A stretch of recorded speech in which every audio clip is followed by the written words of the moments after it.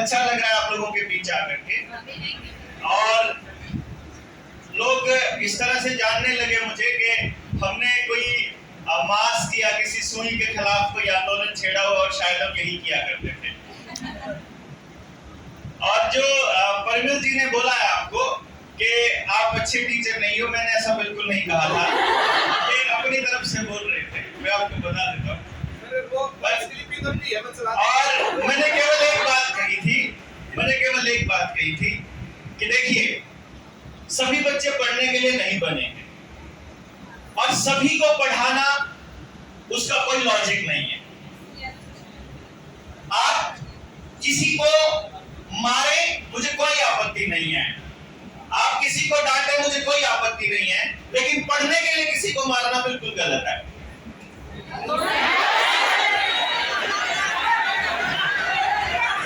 उसका कारण क्या है? I may be wrong, I may be different। देखिए क्या होता है, आप एक तरह से सोचते हैं, परिमल जी एक तरह से सोचते हैं, मैं एक तरह से सोचता हूँ। हम अलग तरह से सोच सकते हैं, और अलग तरह से सोचना कोई जुर्म थोड़ी होता है। बस केवल इतना है कि आप एक एंगल से सोचते हैं और मैं एक एंगल से सोचता हूँ। होना क्या चाहिए कि हमारे सारे एंगल को सुना जाए, उसके बाद जिसको जो चीज ठीक लगे उसको कैरी ऑन किया जाए। किसी को भी, किसी के ऊपर भी अपनी किसी भी सोच को थोपने का कोई अधिकार नहीं होना चाहिए। तो मुझे भी नहीं, आपको भी नहीं, और इनको भी नहीं। इतना तो मानते हो? दूसरी बात, मैं एक टीचर हूं, और once a teacher is always a teacher. अभी थोड़े दिनों के बाद मैं जब अपने सोशल मीडिया प्लेटफॉर्म पे, जो मेरा नेडर इंडिया है चैनल, उस पे मैं कुछ वीडियोस अपलोड करना शुरू करूंगा। अभी आज ही सोच रहा था कि उसके ऊपर हम लोग पुरानी वाली वीडियोस डालें, क्योंकि मेरा पुराना चैनल उड़ा दिया गया जो 12-13 साल पुराना था। I am a special kind of teacher, मतलब जो किसी ने नहीं किया वो हमने करना शुरू किया। पिछले 21-22 साल से, मतलब सन 2000 से मैं पढ़ा रहा हूं, और मैं केवल उन बच्चों को पढ़ा रहा हूं जिनको सोसाइटी, उनके माँ बाप या उनके बच्चे ये या उनके टीचर्स ये कह देते हैं कि ये कुछ नहीं कर सकते, ये किसी लायक नहीं है। मैं उन माँ बाप को ये बोलता था कि मुझे दीजिए। जब मैंने 2016 में पढ़ाना छोड़ा, तो जिस वक्त मुझे सिर्फ 100 बच्चे लेने थे, तो मेरे पास जब 500 एप्लीकेशन थी, तो मुझे सबसे नीचे ग्रेड वाले 100 बच्चे लेने थे। क्योंकि अभी तक जो इंस्टीट्यूशंस मैंने देखे थे वो ये थे कि जो अच्छा स्कोर करने वाले बच्चे हैं वो उनको लेते हैं, वो बच्चे मेहनती होते हैं, पहले से ही वो तैयारी कराते हैं। मैंने 2014 में एक प्रोग्राम लॉन्च किया था जिसका नाम था doctor Dev's challenge program, from lowest scorer to the highest achiever. जिसको तुम सबसे निकम्मा बच्चा कहते हो ना, वो हमको दो, हम तुम्हें तैयार करके देंगे। और फिर हमने उसको तैयार किया। 20 स्कूल लिए हमने ट्राई सिटी से, जो हमने एक एक्सपेरिमेंट जो क्लासरूम में करके देखा था। 20 स्कूल लिए थे हमने ट्राई सिटी से, एक स्कूल से एक बच्चा लिया था, और वो उस स्कूल का वो बच्चा था जो डिफाइन करके हमने ये बोला था टीचर को कि भाई, आप प्रिंसिपल को, कि आप अपने स्कूल का वो बच्चा दे दीजिए जिसको आप सबसे निकम्मा मानते हो, जिसको आप कहते हो और आपके माँ बाप कहते हैं कि ये किसी लायक नहीं है। हमने वो बच्चे लिए, अलग अलग क्लास के थे, अलग अलग फैमिली बैकग्राउंड था, अलग अलग सोशल स्टेटस था, और उन बच्चों को जब हमने तैयार किया, you will be surprise and happy, after 1 year of training 20 में से 18 बच्चों ने, जब हमने सेशन खत्म किया तो 18 बच्चे हमारे पास बचे, 2 बच्चे बीच में छोड़ते चले गए किसी कारण से, दूसरे स्टेट से भी, दूसरे डिस्ट्रिक्ट से भी आए थे। 18 बच्चों ने कंप्लीट किया, और 18 के 18 बच्चों ने 3 सबसे मुश्किल subject physics, chemistry and maths में स्कोर किया 100 आउट ऑफ 100।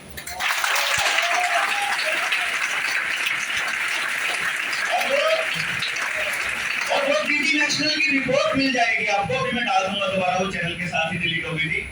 उस वक्त मैंने समाज से एक सवाल पूछा था कि आपके समाज में रहने वाला एक बच्चा अगर पूरी क्लास आपकी 100 में से 100 नंबर ले लेती है, तो क्या सिस्टम के पास आप सबको एडजस्ट करने का मादा है? अगर आपके पास 1000, आपने 18,000 सबसे बड़ी भर्तियां निकली हमारे देश के, हमारे प्रदेश के अंदर, चपड़ासी की भर्ती 18,000 सबसे बड़ी भर्ती थी अभी तक की, पिछले 8 साल की। 22 लाख फॉर्म भरे गए थे उसमें, 18,000 भर्ती हैं। आप कितने कितना ही जोर लगा लो, आप किसी बैकग्राउंड से हो, किसी कोचिंग सेंटर से पढ़ते हो, देवेंद्र बराड़ा पढ़ाते हो या परिमल सर पढ़ाते हो, क्या आप में से कोई 18,000 से एक भी बच्चे का ज्वाइनिंग करा सकते हो?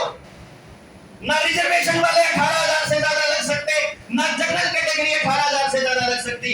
तो 21,82,000 माँ बाप अपने बच्चे को ये कहते हुए रोज शाम को गालियां देते हैं कि तू तो फालतू बकवास ना करे, तेरे को तो चपरासी का पेपर भी पास नहीं हुआ था। ये गलत है। मैंने इस लाइन के लिए गलत बोला कि अगर सिस्टम के पास हर बच्चे के लिए जगह नहीं है तो competition is the worst thing जो होनी चाहिए बच्चों के बीच में।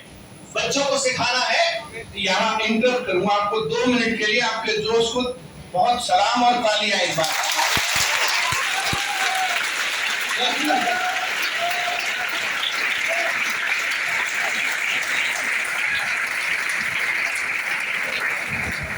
सर, एडजस्ट करना सिर्फ गवर्नमेंट का काम नहीं है। इट इज नॉट द, ये सिर्फ गवर्नमेंट का काम नहीं है। और एक बच्चे को जो है, जैसे हम लोग जो तैयार करते हैं, जो छोटे लेवल से बड़े लेवल से, मेरे पास शुरुआत में 18 बच्चे आए थे और जो है वो हर जगह रिपोर्ट है कि 100% रिजल्ट था गवर्नमेंट जॉब में।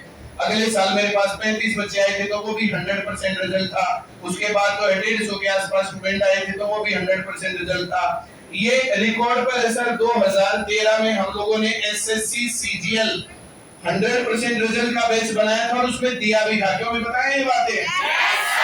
अब उसमें मैंने जो है यहाँ पर मैंने तुम लोगों के किसके नंबर पहले चेक किए थे भाई? किसके नंबर ज्यादा, किसके कम, कौन पढ़ाई में अच्छा, कौन कमजोर। जिसने स्टार्ट किया क्या कहा, यार तुम्हें कुछ आता नहीं आता, यार छोड़ो। 3 से 4 घंटे की क्लास, 3 से 4 घंटे होमवर्क, 15 से 20 दिन में कॉपी चेक, 100% सिलेक्शन होगा। कहा था।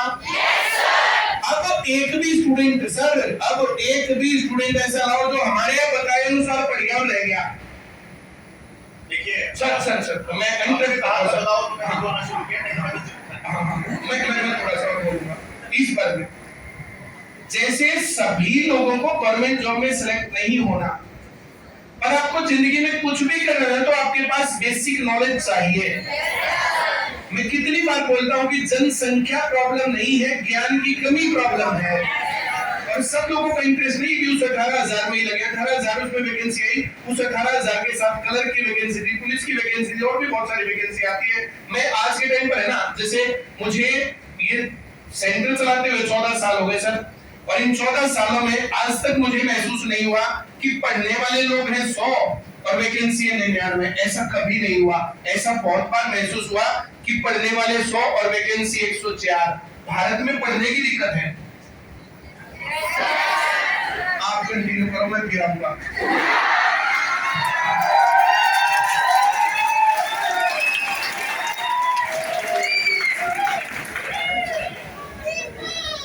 दरअसल क्या है कि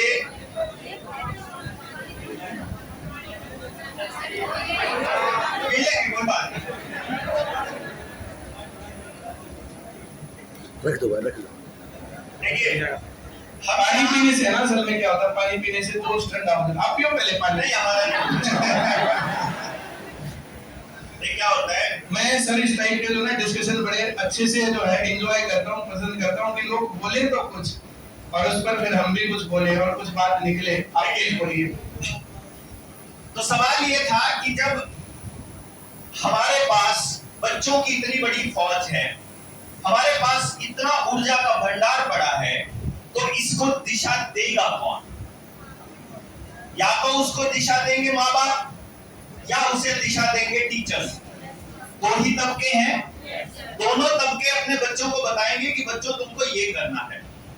जो समस्या आई जब मैं 2016 में मैंने पढ़ाना छोड़ा, ये कॉन्सेप्ट लेकर के दिमाग में कि अब हम अपने जैसे टीचर्स तैयार करेंगे और मेन मोटिव ये नहीं होगा कि हमें सभी बच्चों को सभी कुछ पढ़ाना है। अब असली मकसद होगा पहला स्टेप उस चीज पे काम करना जिसका मैं अपने आप को एक्सपर्ट मानता हूं। आप में से बहुत कम लोगों को पता होगा कि I am the first person in India जिसने इस चीज के ऊपर काम किया है ग्राउंड पे कि मैं 3 साल की उम्र से लेकर किसी भी बच्चे को ये बता सकता हूं कि इस बच्चे के पास असल में कौन सा टैलेंट है। यानी कि आप किस काम के लिए पैदा हुए हैं, यानी आपका असली टैलेंट क्या है, यानी आपकी इन्नेट हैप्पीनेस कहाँ है। देखिए, कोई भी काम करते हुए आप में से जितने भी लोग हैं, बहुत सारे लोग इस तरह के होंगे आप में से जिनको पढ़ना बहुत पसंद होगा, लेकिन आप में से ऐसे भी होंगे जिनको पढ़ना बिल्कुल पसंद नहीं होगा। एक ऐसा भी होगा जिसको बोलना बहुत पसंद है, और ऐसा भी होगा जिसको चुप रहना पसंद है।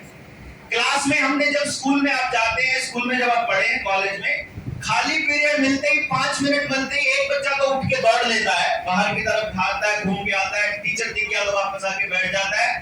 एक बच्चा ऐसा भी हो सकता है जो रिसेस में भी अपने बस्ते पे ही बैठा रहता है, जो वहां से नहीं हिलता है। मतलब ये है कि आपका जो दिमाग कुदरत ने बनाया है आपके जन्म से पहले, उसके साथ में उसको कुछ खासियत देकर के भेजी है कि तुम्हारा रोल इस तरह के काम करने का होगा समाज के अंदर। अगर तुम इस तरह के काम करोगे तो तुम खुश रहोगे, अगर तुम्हें इसके उलट कोई काम करना पड़ गया तो चाहे आप 5 लाख रुपया महीना कमाते हो, चाहे आप 50 लाख रुपया महीना कमाते हो, आपकी जिंदगी में कभी भी हैप्पीनेस नहीं आएगी अगर आप अपने उस काम से खुश नहीं है जिस काम को आप सुबह से लेकर रात तक करते हो। क्योंकि शाम तक आप काम खत्म करते हो, अगर आप अपने काम को पसंद नहीं करते तो शाम को ही टेंशन शुरू हो जाएगी, कल फिर जाना पड़ेगा यार। और अगर आप अपने काम को पसंद करते हो तो अगले दिन का जोश अलग होगा कि कल हम ये ड्रेस पहन के जाएंगे, कल हम इस तरह तैयारी करके जाएंगे अपने काम की। तो असली जो चीज है, जो समाज को चाहिए आने वाले वक्त में, कि उस बच्चे का जो टैलेंट है क्लासरूम कंडीशन के अंदर 3 साल की उम्र में पता होना चाहिए। समाज की मदद से समाज के लोग, माँ बाप और टीचर्स मिल करके उस बच्चे के उस टैलेंट को अपने स्कूल में वहीं आसपास निखारे, फिर उस टैलेंट से उसको पैसा कैसे कमाना है। यानी कि मुझे मान लीजिए कुछ भी काम करना पसंद है, मुझे बोलना पसंद है, फॉर एग्जाम्पल मुझे भाषण देना पसंद है, तो मेरे भाषण देने को मेरा काम बनाया जा सकता है। मोटिवेशनल स्पीकर्स हैं, टीचर्स हैं, ट्रेनर्स हैं, एचआर मैनेजमेंट में जाते हैं, और बहुत सारे काम हैं जहां बोलने को लेकर के आप अपना काम दे सकते हो। तो जो आपको सबसे ज्यादा पसंद है, यानी जिस काम के लिए आपको असल में पैदा किया गया है, उस तरह के काम अगर आप करेंगे तो आप हमेशा खुश रहेंगे। इसलिए मेरा जो मकसद था जो बातचीत का, वो ये था कि क्यों ना हम इस तरह की बात को अंजाम दें, इस तरह से काम करें कि हमें समझ में आ जाए। एग्जाम्पल के लिए थोड़ा सा ट्रायल करके देखें। चलिए कमर सीधी कीजिए। फिर अगर कहीं और भी बच्चे सुन रहे हैं, सारे कमर सीधी कर लीजिए, सीधी करके बैठिए और आंखें बंद कर लीजिए। एक ट्रायल करते हैं। आंखें बंद करना होगा सबको, बिल्कुल नहीं, देखने की जरूरत नहीं है आपको कि क्या हो रहा है, सिर्फ मेरे शब्दों पर फोकस होगा, केवल मेरे शब्दों पर। मैं एक कहानी कहूंगा, आपको ध्यान से सुनना है, जितना मैं कहूं केवल उतना सुनना है, उससे आगे एक शब्द नहीं सोचना है। चाहे मैं जो भी कहूंगा उतना ही सुनना है, उतना ही मानना है, इससे आगे नहीं। ध्यान दीजिएगा, बात समझ में आई? ओके। एक राजा और रानी घोड़े पर जा रहे हैं, बहुत तेज दौड़ रहा है घोड़ा, दौड़ते दौड़ते बहुत तेज दौड़ रहा है, जंगल में से, पेड़ों के बीच में से, पगडंडी से अचानक से नदी आ जाती है। दोनों अपना घोड़ा कूदाते हैं, रानी वाला घोड़ा गिर जाता है, रानी को चोट लग जाती है। मैं अभी अपनी बात को यहीं पर, आपने आंखें बंद रखनी है। मुझे केवल इतना बताइए कि जब मैं आपको बता रहा था कि राजा घोड़ा जो बहुत तेजी से दौड़ रहा है, किस किस का घोड़ा शुरू में 1 था और बाद में 2 हो गए? पहले 1 और 2। आंखें बंद रखिएगा, हाथ खड़ा करके रखना, हाथ नीचे कर लीजिए। कौन कौन है जिसने रानी की ड्रेस भी देख ली थी? कैसी ड्रेस पहनी हुई है? रानी ने झुमके पहने हुए थे, देखे किसी ने? देखे, वो देखो 2 हाथ हैं। झुमके, मैंने झुमकों का जिक्र नहीं किया था, देखो झुमके भी देखे। रानी को चोट लगी तो ब्लड किस किसने निकला देखा? लगभग 30 लोग हैं। आंखें बंद रखिए, मैं आपको बताऊंगा। घोड़े के टापों की आवाज तगड़ तगड़ किसने सुनाई थी? किस किस को सुनाई दे रही थी? आंखें बंद। दिखाओ। आंखें बंद रखिए। पगडंडी से जब गुजर रहा था तो ऊपर पेड़ किस किस के लग रहे थे राजा को, जंगल में से गुजरते हुए? इनको दिखाइए हैं। अब आप आंखें खोल सकते हो। आपको मैं बताऊं, मैंने जब सवाल पूछे हैं ना, इन सवालों में ही आप मेरे इन बातों की जवाब है। जिस बच्चे को घोड़े के टापों की आवाज तगड़ तगड़ सुनाई दे रही थी मेरे बिना कहे भी, वो कौन कौन है? ये कुछ लोग हैं। अब मैं इनके बारे में कुछ बताता हूं। ये मैं क्यों बताता हूं? ये बहुत छोटी सी ऑब्जर्वेशन है मेरी, जो मैं आपके साथ शेयर कर सकता हूं। पूरी बात शेयर करने के लिए लगभग 20 से 30 घंटे का समय चाहिए। वो मैं वीडियो अपलोड कर दूंगा। आप एक एक चीज सुनिएगा। आपको अपने बारे में, अपने माँ बाप, अपने बच्चे, अपने पड़ोसी, अपने रिश्तेदार, सबके बारे में सब कुछ पता चल जाएगा कि इस बंदे के पास क्या टैलेंट है और इसके पास क्या खासियत है। एक दो दिन बुला लेंगे आप। हाँ, फिर बुला लीजिएगा। तो मैं उनके बारे में बताता हूँ। जिन लोगों को ये घोड़े की आवाजें सुनाई दे रही थी, ये वो लोग हैं जो ऑडिटरी लर्नर्स हैं। ये वो लोग हैं जिनको म्यूजिक बहुत पसंद है। ये वो लोग हैं जिनको कहानियां सुनना और कहानियां कहना बहुत पसंद है। ये वो लोग हैं जो लिटरेचर के आदमी हैं, म्यूजिक के आदमी हैं, सिंगर हैं। अगर इनका गला अच्छा हो तो ये कहां यहाँ तैयारी करने पड़ेगा।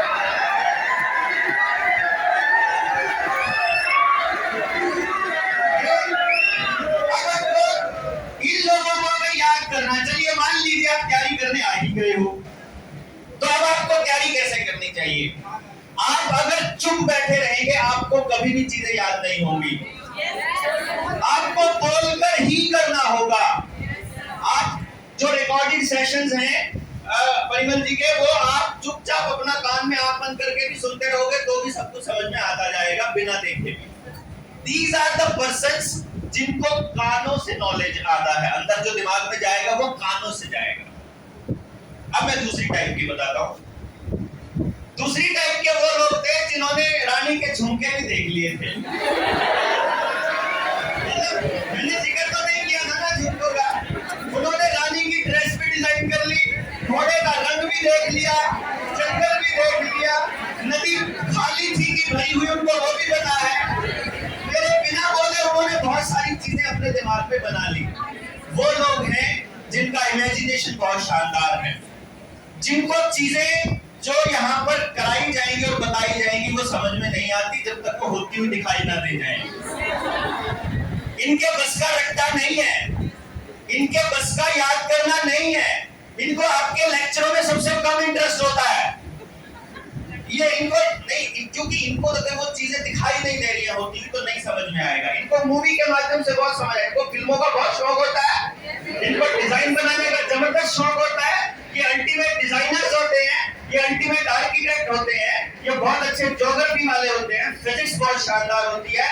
ये आंखों से जितने काम है, इमेजिन करके जितने काम हो सकते हैं, ये उतने अल्टीमेट क्रिएटिव लोग हैं। ये कहां रट्टे मारेंगे बेचारे? ये सबकी नहीं है ये सब चीजें।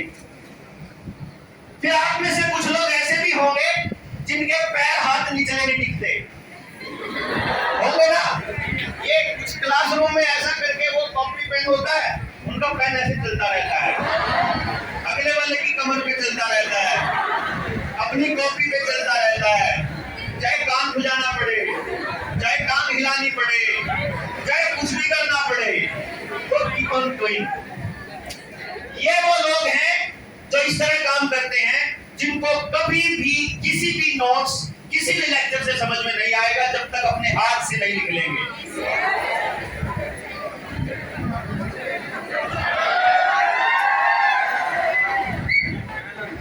अब आपको अगर आपके काम करने का तरीका बेस्ट पता हो, आपके टीचर को आपको समझाने का तरीका पता हो और आपको काम देने का तरीका पता हो, तो आपका काम 1/3 मेहनत में उतना ही हो जाएगा जितना आप 3 गुना मेहनत करते हो। मानते हो? ये तरीका है। इसी तरह से आपके बिहेवियर को, आपके एटीट्यूड को, आपके कुछ चीजों को देख करके पता लगाया जा सकता है कि आप एक्चुअली किस तरह के काम करने के लिए बने। अपनी रेगुलर पढ़ाई के साथ अगर आप अपने उस टैलेंट के ऊपर थोड़ा सा टाइम लगाएंगे तो you will find after some time कि मुझे अपना मकसद मिल गया जिंदगी का। यही तो प्रॉब्लम है ना कि पता नहीं लग रहा क्या करें। यही तो प्रॉब्लम है ना। माँ बाप ये कहते हैं बेटा कुछ कर ले, बच्चे कहते क्या करूं, वो कहते कुछ कर ले, कहते करूं क्या, कहते कुछ ही कर ले। तो वो कुछ ही क्या है वो पता चलेगा तब जब आपको वो चलेगा पता कि आप क्या हैं, आपको क्या चाहिए।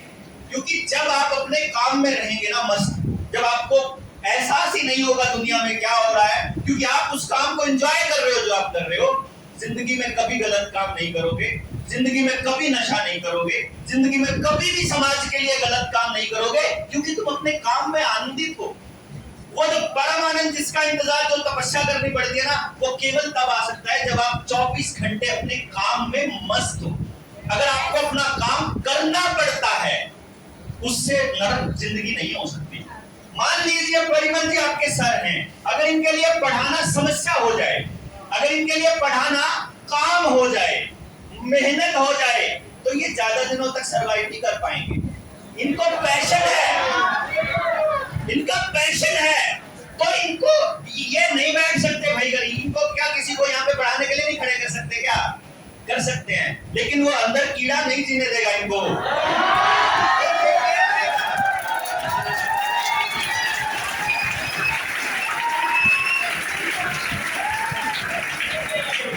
ऐसा इंसान जो अपना मनपसंद काम कर रहा है वो कभी समाज का अहित नहीं करेगा, इसकी गारंटी है।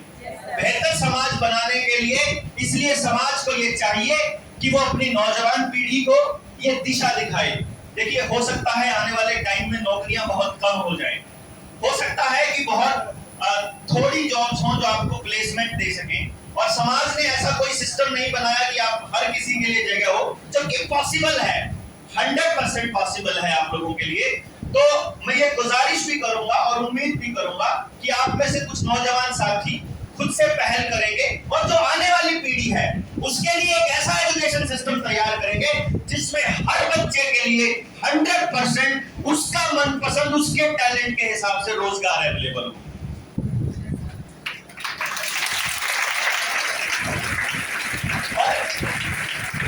और इसी मिशन पे हम लोग लगे हुए हैं।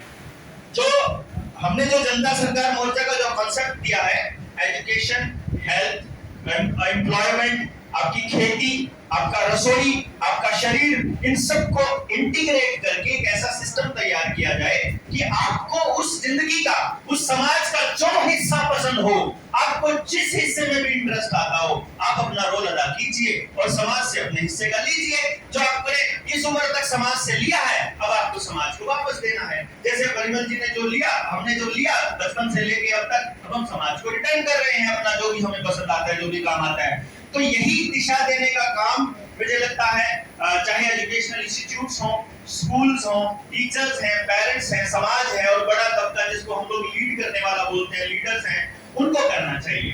तो इस दिशा में लगे हुए हैं। आपकी मैं बोलने का मटेरियल बहुत है पर आपकी क्लास को डिस्टर्ब नहीं करूंगा, हम इसमें पूरा टाइम निकाल करके आएंगे। ये क्लास डिस्टर्ब नहीं होती, हम थोड़ी सी बात आपको समझाना चाहते हैं। जैसे ये जो बच्चे यहाँ पर आते हैं ना, तो अधिकतर के पेरेंट्स छूट लिए हैं, ये जमा रहे हैं। तो अभी जो है इनके सामने जो है गवर्नमेंट जॉब, एक इनका पर्पस है कि गवर्नमेंट जॉब ये लोग लगे। अब इनके सामने वो नहीं है जो हमें इधर करें, इधर करें, इधर करें, इधर करें। मैं ऐसा समझता हूँ कि वो काम होना चाहिए। हम 6th क्लास में स्टूडेंट को भेजते हैं, 7th में होता है, अब स्कूली लेवल पर वो काम किया जा सकता है। और हम लोगों को जो है ना, जैसे लगातार ही 2008 में हम लोगों ने ये स्टार्ट किया और आज हम 2022 में खड़े होकर बात कर रहे हैं। इन बच्चों के सामने बच्चे गवाह हैं। कितने स्टूडेंट आते हैं, बोला सर अगर आपने हमें स्कूल में पढ़ाया होता ना तो बात कुछ और होती। मैंने अब इनको मैं कभी कहता ही नहीं कि तुम इधर देखो, इधर देखो। मैं इनको सिर्फ इतना बोलता हूँ जितना मैं पढ़ा रहा हूँ इतना पढ़ लो, नौकरी लग जाओगे। एक काम अगर तुम नौकरी लगने आए हो तो हम इधर ना, जैसे स्कूल एजुकेशन के ऊपर हमने काम शुरू कर दिया। और जो आप बोल रहे हो ना कि कौन बच्चा क्या करेगा, क्या नहीं करेगा, और वहां पढ़ाने का और यहाँ पढ़ाने का और वहां बातचीत का और यहाँ बातचीत का तरीका ही अलग है। मैं ये समझता हूँ 9th क्लास में बच्चा जो है, जैसे ये प्रैक्टिकली जो है मैं पढ़ा रहा हूँ, हर रोज जो है क्लास में आपने मुझे पाया है, और कहीं भी मैं जो है नहीं जाता, उसका कारण जो है क्लासेस है। क्यों भाई, सुबह से शाम तक होती मेरी क्लास है, ये चलती क्लास, ऐसा नहीं कि जो एक क्लास में मैं आपको दिखाने के लिए यहाँ खड़ा हो गया। तो ये जैसे 9th क्लास में बच्चा दो रास्ते पकड़ता है कि उसको जो है प्रोडक्टिव करना है कि नॉन प्रोडक्टिव, समाज के हित में करना है या गड़बड़ में करना है। तो हम लोग ये सोचते हैं कि 6th क्लास से, 5th क्लास से, 7th से उनको डायरेक्शन दी जाए। उनमें से कुछ पत्रकार, कुछ चित्रकार, कुछ किसान, कुछ इंजीनियर, कुछ डॉक्टर, उस लेवल की क्वालिटी। और उसके साथ बहुत बड़ी गड़बड़, जैसे मैं इन लोगों के साथ डिस्कस करता रहता था, इनको क्लास से, साहित्य से, संस्कृति से टोटली काट दिया। अब इनके सामने जो संस्कार हैं, जो गाने चलते हैं, जो पानी लावा नहीं करना, अब जो इस प्रकार के गाने हैं, अब इस पूरे इस दौर में जैसे हरियाणवी संस्कृति को आगे बढ़ाने का काम जो है देवी सपना चौधरी जी ने किया। अब जब हम इस प्रकार के संस्कार और जो ये सब चीजें देख रहे हैं, और 24 घंटे हिंदू मुस्लिम ये सब बातें देख रहे हैं, तो जो प्रेमचंद का साहित्य था, भगत सिंह का साहित्य था, पूछना जरा कितने लोगों ने पढ़ा है। तो हम लोग साहित्य के ऊपर काम कर रहे हैं, और मैं बता दूं जो है एक सीरीज कंप्लीट हो गई है, जो मैंने जब जिक्र किया था कि इसको हम बनाएंगे, वो कंप्लीट हो गई है। और वो मेरे ख्याल से 10 मई का दिन याद है तुम्हें?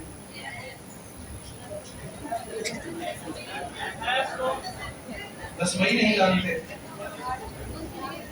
1857 की क्रांति को जानते हैं? शुरू कब हुई थी? ये है पढ़ाई। तो इन सब चीजों को मैं, ये हो सकता है, ये पॉसिबल है कि हम 10 मई को एक सीरीज लॉन्च करें यहाँ पर। उसमें बुक्स की सीरीज होंगी, प्रेमचंद की है, चेखव की है, और बहुत सारे लोग हैं ऐसे, बहुत सारे साहित्यकार, हमें सबके नाम भी जो है याद नहीं कर पा रहा हूँ। तो उन सीरीज को हम लोग यहाँ पर लॉन्च करेंगे, वो कंप्लीट बन गई है। तो इन बच्चों के पास, इनको प्रेमचंद का साहित्य भी पढ़ाया जाएगा, इनको कविताएं भी पढ़ाई जाएंगी, और उसके साथ साथ ये पढ़ाई के अलावा तैयारी है। और अगर ये उस चीज को, साहित्य को, इन सब चीजों को पढ़ेंगे, तो इनकी रीडिंग हैबिट्स बढ़ेगी, इनकी कंसंट्रेशन पावर बढ़ेगी, जो कि इनको उससे दूर रखा गया। कि सिर्फ जो हमें कल परसों कह रहा था कि इस पीढ़ी का सत्यानाश तो हम रील नहीं कर दिया कि 1 मिनट पूछा, अगले मिनट पूछा, 1 मिनट में स्ट्रॉन्ग में सिवेंसर रहा, दूसरे मिनट में सपना नाचते दिख रही है, कंसंट्रेशन है ही नहीं। उन सब चीजों को हम लोग जो है जैसे कैसे कंट्रोल करें, और उसका अल्टरनेटिव क्या खड़ा करें। उनकी बुराई हम बताते जा रहे, कर क्या रहे हैं। तो हमने स्कूली लेवल पर पढ़ाई शुरू की, जो हर गांव तक जाएगी, और जो ये बच्चे हैं उन बच्चों के ऊपर इंडिविजुअल ध्यान दे करके कि इनके इंटरेस्ट का पार्ट क्या है, और वैसा मौका दिया जाएगा उनको। और यहाँ पर अब जो है जैसे ये 1 साल के लिए आते हैं, 6 महीने के लिए आते हैं, अब यहाँ करके वो एक्सप्लोर करने लगे तो मामला गड़बड़। मैं एडमिशन के टाइम पर ही कहता हूँ, देखो भाई यहाँ पढ़ने बताना, यहाँ पर करियर बनाने और कुछ ये वो मत कुछ भी सोचना, ज्ञान बढ़ाना। यहाँ सिर्फ सरकारी नौकरी की तैयारी होगी, टू द पॉइंट, टारगेटेड, और वही हम करते हैं। अब यहाँ करके उससे भटके तो फिर वो भी गलत है। इनका यहाँ आने का टारगेट ही होता है। मैं इसमें सर 2 चीजें ऐड करता हूं। आप 2-3 चीजें और ऐड करना। इसके अंदर क्या है, जो मैंने आपको 3 तरह के बच्चे बताए अभी थोड़ी देर पहले। This is called rap theory. ये विजुअल लर्नर्स हैं, जिन लोगों को बताया था मैंने, जो डिजाइन बनाते हैं। ये सेकंड वाले ऑडिटरी लर्नर्स हैं, जो शुरू वाले, जो म्यूजिशियन, जिनको मैंने बोला जिनका म्यूजिक की टैलेंट है, लिटरेचर। जब हम सीरीज शुरू करेंगे ना सर, मैं और कुछ नहीं कर रहा हूं, मैं आपसे पद से नहीं भटका रहा हूं आपको, मैं यही कह रहा हूं कि जो आप कर रहे हैं ना, उसको करने का अपना एक तरीका है। आप इन बच्चों को खास तौर पे इन काइनेस्थेटिक लर्नर्स को, जिनके हाथ पैर हिलते रहते हैं, इनको हम सीरीज नहीं सिखा सकते, मतलब वो रीडिंग नहीं सिखा सकते। रीजन क्या है, इनको अगर कोई नॉवेल भी पढ़नी है ना, तो नॉवेल में भी पूरा इंटरेस्ट और पूरी गहराई तक ये तभी जाएंगे जब उसको अपनी कॉपी में खुद उतार लेंगे। इनके साथ एक प्रॉब्लम है कि ये हमारे दिए हुए नोट्स, हमारा कराया हुआ काम, हमारी समझाई हुई बातें इनको आएंगी ही नहीं समझ। तो इनको समझने के लिए खुद से वो काम करना पड़ता है। हम सिर्फ केवल इतना बताने की कोशिश कर रहे हैं कि आप अपनी प्रोडक्टिविटी को थोड़ा बढ़ा सकते हैं, अगर आप अपने आप को जानते हैं, अगर आप अपने आप को समझते हैं, तो केवल इतनी सी बात है। उसमें आपको अपने पेरेंट्स के साथ रिलेशंस बेटर करने में भी मदद मिलेगी, उसको आने वाले वक्त में लाइफ पार्टनर्स को समझने में भी मदद मिलेगी। यानी अगर आपको ये मालूम है कि हमारा दोस्त जो है, हमारा लाइफ पार्टनर किस कैटेगरी में आता है, किस टाइप का है, तो हमें उसको बहुत ज्यादा बदलने की जरूरत नहीं है। हमें ऑलरेडी मालूम है कि इसको इस चीज के ऊपर ये रिएक्शन आता है। यानी आपने अभी अभी देखा ना, आप सब लोग एक जैसा नहीं सोच सकते, आप एक जैसा नहीं समझ सकते, आप एक जितना याद नहीं कर सकते, आप एक जितना प्रोड्यूस नहीं कर सकते, आप एक जैसे हैं ही नहीं, आप सारे अलग अलग हैं। तो आप सारों को अपने हिसाब से समझना होगा। सर आपको देंगे सिस्टम, आपको देगा सिलेबस, तैयारी करने का तरीका, और उसमें से आपको क्या क्या करना है, करना कैसे है, वो बेस्ट आप तब कर पाओगे जब आप अपने आप को समझते हो। क्योंकि मैं जब समझाऊंगा आपको तो केवल उस तरीके से समझा सकता हूं जो मुझे सबसे बढ़िया आता है। मैं वो नहीं समझा सकता कि आप क्या। तो आपको खुद को समझना is the most important part. हमारे इस कॉन्सेप्ट का सबसे इंपॉर्टेंट पार्ट ही ये है। बाकी समय समय पर जब हम आएंगे, एक दूसरे को और समझेंगे, कॉन्सेप्ट को और थोड़ा इंप्लीमेंट करेंगे, तो मुझे लगता है कि हम लोग एक म्यूचुअल इंटीग्रेटेड प्रोग्राम डिजाइन करके हम सब के लिए कुछ ना कुछ इतना बेहतर कर पाएंगे कि आप लोग आने वाले टाइम पे समाज में अपनी सही जगह सुनिश्चित कर पाओ। बहुत बहुत धन्यवाद, आपने